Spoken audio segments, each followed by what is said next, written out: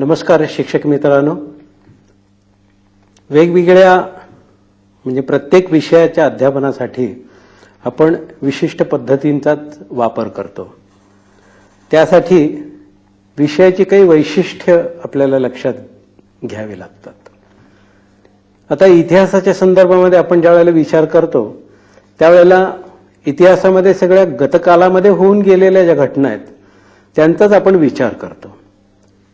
आता या गतकालातल्या ज्या घटना आहेत त्या आपण सांगताना किंवा विद्यार्थ्यांच्या समोर मांडताना थोडीशी निरसता येते. लोकांची कल्पना अशी आहे की इतिहास म्हणजे काय आहे, इतिहास म्हणजे राजे राजवाडे, तारखा, सनावळ्या, त्यांनी केलेल्या लढाया वगैरे, नुसता असा त्याच्या पाठीमागे अर्थ नाही आहे. एखादी घटना घडून जाते आणि त्या घटनेचा अर्थ आपण ज्या वेळेला लावायला सुरुवात करतो त्यावेळेला तिथे इतिहासाचं स्वरूप जे आहे ते आपल्या डोळ्यासमोर येतं. कोणतीही घटना घडली की ती का घडली, कशी घडली, ती घडण्यापाठीमागे कारणं काय, याच्यासाठी आपल्याला पुरावे सादर करावे लागतात. आता आपण असं शिक्षक म्हणून आपण ज्या वेळेला विचार करतो त्यावेळेला काय पुरावा आपल्या समोर असतो. खरं पाहता आपण जरा थोडंसं बारकाईनं जर पाहिलं ना तर आपल्याला असं दिसून येतं की वस्तू आहेत, भांडी आहेत, नाणी आहेत, ताम्रपट आहेत, त्यानंतर शिलालेख आहेत, स्तंभ आहेत, गुहालेख आहेत, अशी कितीतरी प्रकारची साधनं पूर्वीच्या काळातली आपल्याला आता उपलब्ध होतात आणि त्यांच्या आधारे आपल्याला ते शिकवता येतं, तो प्रसंग आपल्याला सांगता येतो. याचाच अर्थ असा, अशा कोणत्या तरी एखाद्या गोष्टीचा आधार घेऊन जेव्हा आपण ती घटना, प्रसंग वर्णन करून आपण विद्यार्थ्यांच्या समोर ठेवतो त्याला आधार पद्धती असं आपण म्हणतो. आपल्याला माहिती आहे की आधार पद्धतीनं जर अध्यापन जर करायचं जर आपण ठरवलं तर त्याच्या एकूण 4 पायऱ्या आहेत. त्यातली पहिली पायरी सज्जता प्रवर्तन, दुसरी विषय विस्तार, तिसरी पुनरावलोकन आणि समारोप. पाहूया तर आपण डॉक्टर बरकलेंनी सादर केलेला आधार पद्धतीचा एक पाठ.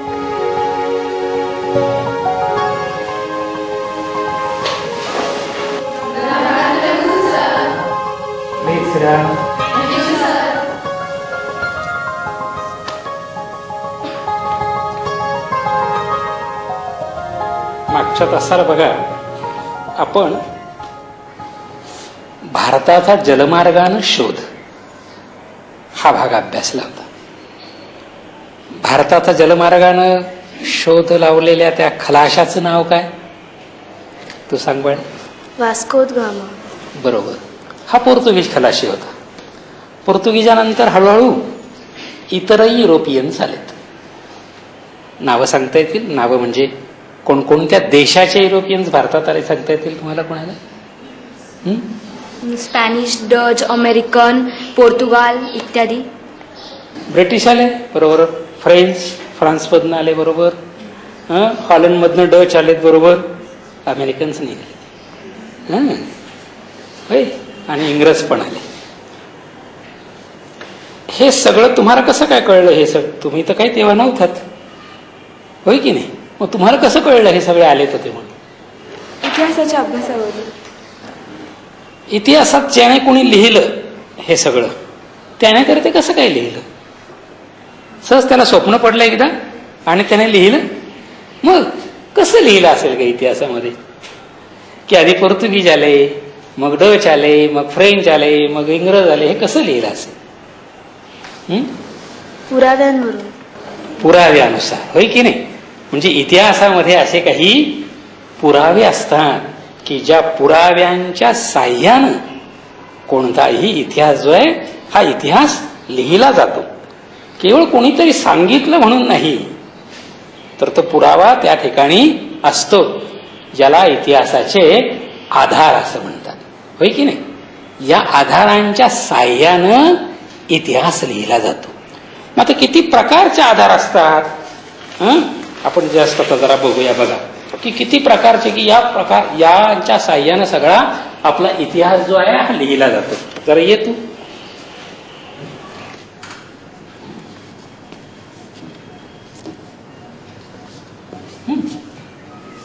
बघा तुम्ही सांगितलं ना की काही पुराव्यावरनं इतिहास लिहिला जातो. त्याला आपण इतिहासाचे आधार असे म्हणतो. हे आधार साधारणतः दोन प्रकारचे असतात. एक पुरातत्वीय आधार, हे अलिखित असतात, आणि हे लिखित कागदपत्र वगैरे वगैरे. मग या पुरातत्वीय आधारांमध्ये काय काय येतं बघा. काही ऐतिहासिक इमारती येतात. माहिती एखादी इमारत तुम्हाला अशी ऐतिहासिक इमारत एखादी पुण्याची? सांग. लाल महल. लाल महल, बरोबर. ऐतिहासिक इमारती येतात. गड किल्ले, काही स्तंभ, शिलालेख, लेणी, पांडवलेणी, चांभार लेणी, हे आधारच आहे. नाणी, होय. इकडे लिखित आधारांमध्ये काही दैनंदिन्या लिहिलेल्या आहेत. युआन शांगचं प्रवास वर्णन आहे. गोडसे भटजींनी लिहिलेली दैनंदिनी आहे 1857 मधली. ही दैनंदिनी. काही धार्मिक साहित्य असतं, आपल्या पोथ्या असतात. या पोथ्यांमधून आपल्याला काही भाग कळतो. काही चरित्र ग्रंथ वेगवेगळ्या लोकांचे, हर्षचरितम वगैरे त्या काळात लिहिलेले आहेत. काही प्रवासी वृत्तांत असतात. प्रवास केला आणि युआन शांगनं प्रवास केला, ते सगळं प्रवास वर्णन त्यानं लिहून ठेवलं भारताचं. काही सनदा दिलेले असतात, ताम्रपत्र दिलेली असतात, आणि बरीचशी ऐतिहासिक पत्र असतात. याच्या साह्यानं हा सगळा इतिहास लिहिला जातो. आता बघा ना की मजजवळ काही नाणी आहेत. या नाण्यावर काय आहे बघ ग बाळे, सांग. सगळ्यांना सांगता नाण्यावर काय आहे? या नाण्यावर भारताचा नकाशा आहे आणि एका बाजूला भारत असं लिहिलं आहे. बरोबर. ठीक आहे. 500 वर्षांनी हे नाणं सापडलं एखाद्या. या नाण्यावरनं तो काय काय अंदाज बांधले. 500 वर्षांनी हे नाणं सापडलं. भारताचं नाव भारत असेल, काय काय माहिती, काय काय काय अंदाज करीन तो? की हे नाणं भारत देशातील होतं. हे भारत नावाच्या एका देशाचं नाणं आहे, होय की नाही? म्हणजे हे तर सगळं येते. हे दुसरं एक नाणं आहे. या नाण्यावर मात्र अगदी वेगळं चित्र आहे, पण आपलं 1 रुपयाचं नाणं आहे बघा. बघ बरं याच्यावर काय आहे. रुपया असं लिहिलंय आणि धान्याचा कणीस आहे, आणि या साईडला पान आहे आणि गव्हाचं कणीस दाखवलेलं आहे बघा. दोन्ही बाजूंनी काय आहे? गव्हाचं कणीस दाखवलेलं आहे. का बरं? का बरं असं आलं असेल सांगते? तू सांग. कारण भारत हा शेतीप्रधान देश आहे. भारत हा शेतीप्रधान देश. आणखी एखाद्या वर्षी भारतात गव्हाचं अमाप पीक आलं असेल आणि त्याची आठवण म्हणूनच ते नाणं तेव्हा छापलं गेलं असेल. बरोबर आहे. एका वर्षी भारतामध्ये गव्हाचं अमाप पीक आलं आणि त्याची आठवण म्हणून या नाण्यावर हे गव्हाचं, होय की नाही? याचा अर्थ त्या त्या काळातले त्या त्या स्थळाचे काही पुरावे अशा तऱ्हेने तिथं दिलेले असतात. तेव्हा हे जे आहे हे इतिहासाचे आधार असतात, आणि या आधारांच्या साह्यानं इतिहास लिहिला जातो.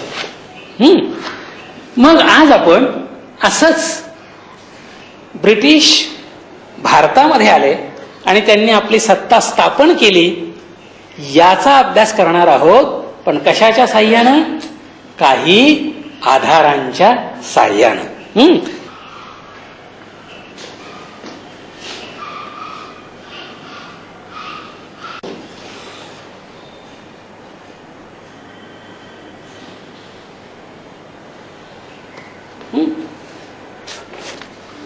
आता हे आधार जे आहेत हे लिखित आधार आहेत. ही पत्र आहेत. यातलं एक पत्र आहे जे पत्र इथल्या प्रतिनिधीनं पाठवलेलं आहे इंग्लंडमध्ये, जे आपण वाचणार आहोत. माझ्याबरोबर तुम्ही मनातल्या मनात नंतर वाचायचंय. जरा हे वाटून तुम्ही बघा. एका बाकावर एक येईन असं ठेव.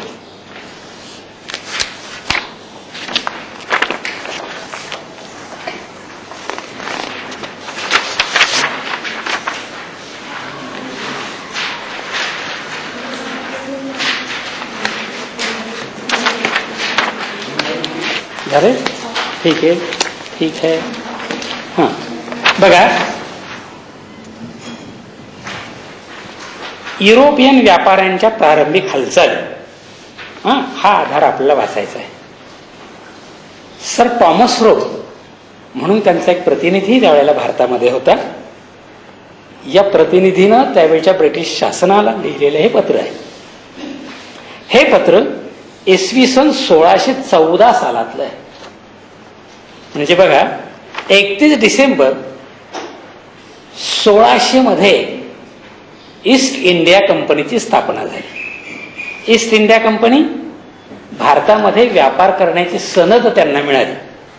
या सनदीमध्ये त्यावेळच्या ब्रिटिश सरकारनं काही अटी घातल्या होत्या आणि त्यामधली प्रमुख अट होती की या कंपनीनं, ब्रिटिश ईस्ट इंडिया कंपनीनं भारतामध्ये जाऊन व्यापार करायचा आहे आणि फक्त व्यापारच करायचा आहे, बाकी काहीही करायचं नाही. पण अवघ्या 14 वर्षांनी भारतामध्ये काहीतरी बदल झालेला, या कंपनीच्या धोरणात काहीतरी बदल झालेला, निदान या कंपनीची जी माणसं व्यापाराकरता भारतात आलेली आहे त्यांच्या वर्तनामध्ये तरी काहीतरी बदल झालेला दिसतो. मी वाचतोय बघा ते.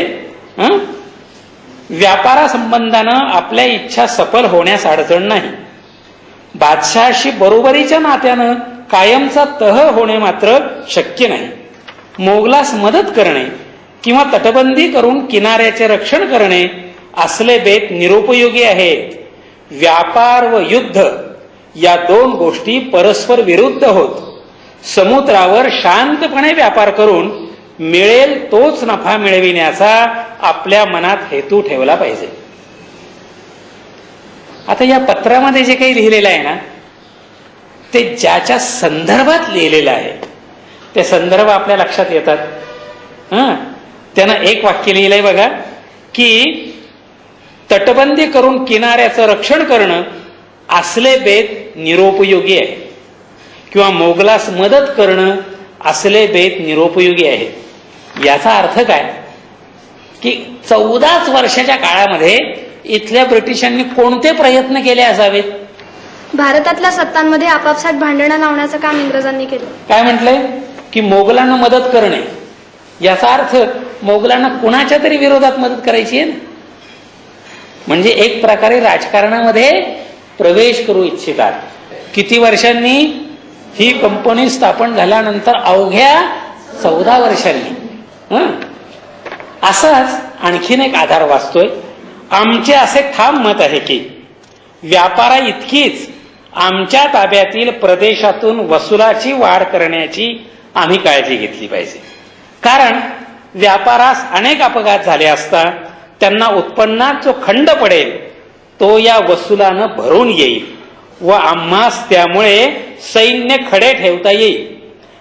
1688 साली आता यांचा सरळ सरळ काय विचार पक्का झालेला दिसतो. कोणता? आपण भारताच्या राजकारणात पडणं आवश्यक आहे. नुसतं भारताच्या राजकारणात पडायचं नाही, तर आपण आता भारताचे राजकर्ते व्हायला हवे आहे. हा विचार या पत्रातल्या कोणत्या ओळींवरून आपल्या लक्षात येतो? कोण सांगतंय? सांगतो. या धोरणामुळेच आम्हास हिंदुस्थानात राष्ट्र म्हणून जगता येईल या वाक्यावरून दिसते. बघा, बरोबर सरळ सरळच वाक्य आहे की हिंदुस्थानात त्यांना राष्ट्र म्हणून जगायचंय. हिंदुस्थानामध्ये त्यांना आपल्या राष्ट्राची स्थापना करायची आहे. बरोबर तिने वाक्य सांगितलं. मग यावरनं काय लक्षात येतं की हे ब्रिटिश लोक फक्त व्यापाराकरताच भारतात आले होते, हे लक्षात येतं. मग काय येतं? त्यांना फक्त भारतात व्यापार करायचा नव्हता, तर सत्ता पण प्रस्थापित करायची होती. बरोबर आहे, होय की नाही? याचा अर्थ त्यांचा उद्देश इथं आपल्याला सरळ सरळ लक्षात येतो की त्यांना फक्त भारतामध्ये व्यापारच करायचा नव्हता, तर सत्ता स्थापन करायची होती. पण तशी परिस्थिती तर असली पाहिजे की नाही? आणि याला फक्त राजकीय परिस्थितीच कारण असते असं नाही. याला त्या लोकांची आर्थिक स्थिती, त्या देशातली सामाजिक स्थिती ही पण काही वेळेला कारण असते. आणि त्यामुळेच इतर मंडळी येऊन आपल्यावर राज्य करू शकतात. मग त्यावेळची सामाजिक स्थिती आपल्याला कशी कळेल, त्याचं सुद्धा एक वर्णन आपल्याकडे आहे. आता सामाजिक स्थिती म्हणजे तरी काय बरं, काय येईल सामाजिक स्थितीत सांगा बरं. सामाजिक स्थितीमध्ये काय येईल सांग. सामाजिक स्थिती म्हणजे समाजातली आर्थिक स्थिती वगैरे आणि समाज विभागला गेला आहे का हे सुद्धा कळतं. बरोबर. बघा मी वाचतो पहा, त्याचं शीर्षकच आहे 17व्या शतकातील प्रवास. प्रस्तुत उतारा टर्वेनियरच्या प्रवास वृत्तांतून घेतलेला आहे. हा ग्रंथ 1676 साली 3 खंडामध्ये प्रसिद्ध झाला. याचा अर्थ त्याच्या आधी लिहिलं हे सगळं. त्याचे जॉन फिलिप्सनं इंग्रजीत भाषांतर केले. येथे घोड्यांऐवजी बैलांच्या प्रवासात उपयोग करतात. कधी कधी ते प्रवासासाठी छोट्या गाडीचाही उपयोग करतात. तुम्ही गाडीतून प्रवास करा की पालखीतून करा, तुम्ही बरोबर 20 ते 30 सशस्त्र शिपाई घेतलेच पाहिजेत. कधी कधी या प्रवासात डौल दाखविण्यासाठी निशाणीही घेतात. इंग्रज व डच कंपनीचे अधिकारी अशा रीतीने जातात. वर सांगितलेले सशस्त्र शिपाई नुसते डौला करता नाही, रक्षणासाठी आहे. तुम्ही ज्या शहरातून हे शिपाई घ्याल त्या शहरातील त्यांचा मुख्य या शिपायाच्या विश्वासूपणाबद्दल ग्वाही देतो, परंतु या ग्वाहीबद्दल त्याला दर शिपायांमागे 2 रुपये द्यावे लागतात. त्या काळातला हा प्रवास आहे आणि या प्रवासातून त्या काळच्या सामाजिक स्थितीवर प्रकाश पडतो की प्रवास करताना आपलं रक्षण व्हावं यासाठी अंगरक्षक बरोबर घ्यावे लागायचे. यावरून त्यावेळीच्या राजकीय स्थितीचा काय अंदाज आपल्याला बांधता येतो.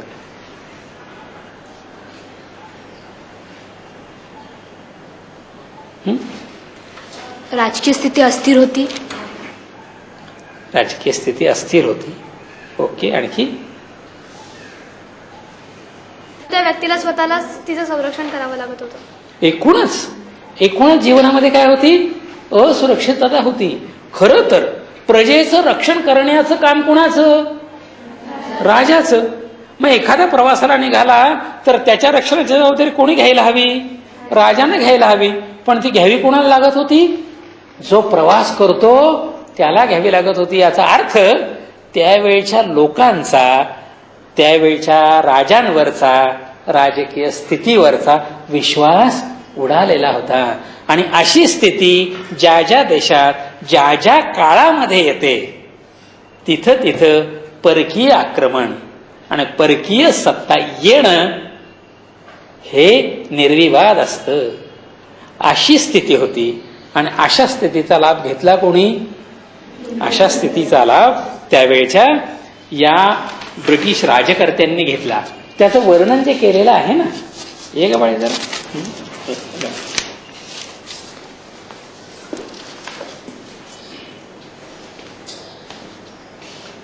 बघा. बैलगाडीने प्रवास होतोय. या बैलगाड्याला हे छप्पर आहे, ऊन वगैरे लागू नये. इथं काय काही सामान इथं वर अडकवलेलं दिसतं, इथं काही सामान दिसतंय, होय की नाही. आणि या काही बायका अशा पायी चाललेल्या दिसत आहेत. छोटी मुलगी पायी चाललेली दिसते. का बरं हे का बरं पायी चालत असते.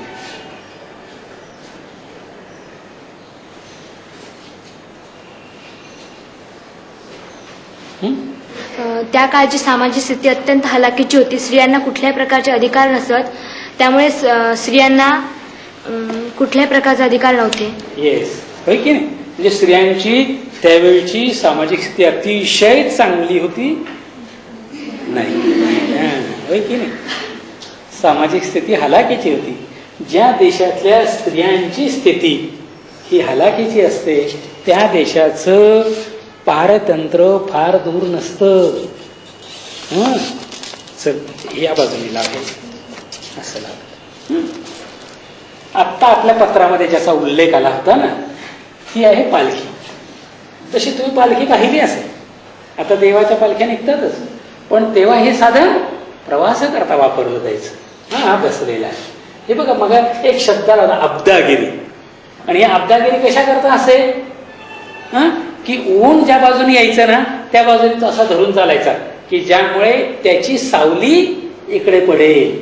जरा ऊन जरा बाजूला झालं की त्याप्रमाणे तो मागे पुढे व्हायचा पण सतत त्याच्यावर सावलीच असेल असं पाहिजे. म्हणजे यावरूनच त्यावेळीच्या प्रवासाची एकूण स्थिती जी आहे ही स्थिती आपल्या लक्षात येते. सगळ्यातनं आपण काय लक्षात घेतलं की राजकीय स्थिती खालावलेली, सामाजिक स्थिती खालावलेली, आणि याचा परिणाम पारतंत्र्याशिवाय दुसरा काहीही असू शकत नाही तसा तो झाला आणि भारत पारतंत्र्यामध्ये गेला. आपण पुन्हा अशी स्थिती कधीच निर्माण करणार नाही की जेणेकरून पुन्हा आपण सामाजिक, आर्थिक, राजकीय पारतंत्र्यामध्ये जाऊ. मग तुम्हाला मी जे आधार सांगितलेत ना, त्या आधाराचे पण पुन्हा 2 प्रकार पडत असतात, लक्षात ठेवा. एक असतात प्राथमिक आधार. एकाला काय म्हणतात? प्राथमिक आधार. प्राथमिक आधार याचा अर्थ त्याच भाषेतलं तेव्हाच लिहिलेलं ते जे काही असतं ना, ते पांडवलेणी, चांभारलेणी त्या काळात, त्यामध्ये कोणी बदल केलेत का आता? हे प्राथमिक आधार आहे. पण आता हे पत्र मुळात इंग्रजीत लिहिलेलं, त्याचं आता मराठीत भाषांतर झालं. आता त्यामध्ये थोडा तरी काही बदल झाला असेलच ना, ते काही ओरिजिनल मुळा इतकं सत्य नाही, म्हणून याला म्हणतात दुय्यम आधार. मग इतिहासानं खरा कोणत्या आधारांचा उपयोग केला पाहिजे रे? कोणत्या आधारांना इतिहास लिहिला पाहिजे? प्राथमिक आधार. प्राथमिक आधारांच्या साह्यानंच इतिहास लिहिला पाहिजे. पण प्राथमिक आधार जेव्हा शक्य होणार नाही तेव्हा हरकत नाही की काही वेळेला आपण दुय्यम आधार वापरले. मग आता हे जे पत्र वाचलं मी, 2 पत्र वाचली, हे कोणते आधार होते? बस, एकदम नाही सगळ्यांनी बोलायचं, हात वर करायचा, हे दुय्यम आधार होते. बस, बरोबर. आता एक छोटंसं काम मी तुम्हाला वर्गातल्या वर्गात देतो. मी तुम्हाला एक नवा आधार इथं देतो. तो आधार तुम्ही वाचायचा आहे चटकन, आणि त्या आधारातल्या एखाद्या 2 वाक्याच्या साह्याने तुम्ही त्या काळातलं, त्या वेळचं वर्णन आज करायचं, जणू तुम्ही इतिहास लिहिणार आहात असं. हे घ्या.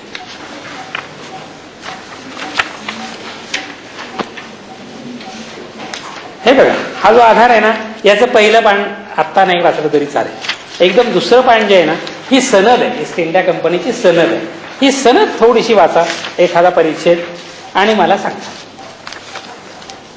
कशा दृष्टीने वाचायची. लक्षात घ्या की तुम्हाला याच्या साह्यानं त्या काळाचं वर्णन करायचं आहे.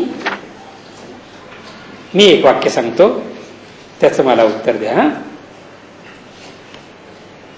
24 सभासदांची निवड व्हावी, त्याला कमिटी असे म्हणावे, आणि या 24 जणांनी कंपनीचा कारभार बघावा. होय, लोकशाहीची देणगी इंग्लंडनं सगळ्या जगाला दिली. हे ईस्ट इंडिया कंपनी आहे. या कंपनीचा पण कारभार कोणत्या प्रकारे चालावा असं वाटत होतं ब्रिटिशांना? कोणत्या प्रकारे चालावा असं वाटतं? लोकशाही पद्धतीने चालावा. कसा? प्रातिनिधिक लोकशाही पद्धतीने. प्रातिनिधिक लोकशाही पद्धतीनं चालावा असं त्यांना वाटतंय. या सगळ्या याच्यामध्ये ही जी काही सनद दिली ना, त्या या सनदेमध्ये कुठेतरी असा उल्लेख आहे का तिथे जा भारतामध्ये आणि भारतामध्ये आपलं राज्य स्थापन करता येईल का बघा बरं? असा कुठेही उल्लेख यामध्ये आलेला नाही. तरीही ब्रिटिशांनी भारतावर राज्य स्थापन केलं. मग तुम्हाला एक छोटंसं काम देतो फक्त मी आता. नाशिकामधले, नाशिक शहरामधला कुठलाही असा एक ऐतिहासिक ठेवा घ्यायचा. या ऐतिहासिक ठेव्याचं वर्णन तुम्ही फक्त 5 ते 6 ओळींमध्ये करायचं. पण महत्वाचं म्हणजे दुसऱ्या परिच्छेदामध्ये करायचं वर्णन ते हे आहे की या ऐतिहासिक ठेव्याची मी कशी जपणूक करील माझ्या परीनं. हा ठेवा मी कसा जपून ठेवीन, आणि ती जबाबदारी आपली आहे निश्चितच. कळलं मित्र हो? मला वाटतं आपण हा डॉक्टर बरकल्यांचा पाठ पाहिला, आणि त्याच्यामध्ये त्यांनी आधार पद्धतीने पाठ कसा घ्यायचा, कोणता आधार त्यांनी घेतला, तो आधार त्यांनी कसा सादर केला, त्याच्यात विद्यार्थ्यांचा सहभाग त्यांनी कसा केला, कोणत्या प्रकारचे प्रश्न विचारले वगैरे वगैरे, या सगळ्या गोष्टींचं निरीक्षण आपण केलं असेल. त्याचबरोबर या ज्या 4 पायऱ्या मी आपल्याला सांगितल्या, सज्जता प्रवर्तन, विषय विस्तार, पुनरावलोकन आणि समारोप या सगळ्याचा त्यांनी त्याच्यामध्ये विचार केलेला आपल्याला दिसून येईल. मित्रहो, मला असं वाटतंय की पहिल्यांदा सांगितलेली मी गोष्ट म्हणजे आपल्याला माहिती सगळी आपण जो आता प्रत्यक्षात पाठ पाहिला तो पाठ याच्या आधारावर माझ्या मनात कोणत्याही प्रकारची शंका नाहीये की आपण आधार पद्धतीनं एक अत्यंत छान आणि आत्मविश्वासपूर्वक पाठ घेऊ शकाल असं मला वाटतंय. धन्यवाद.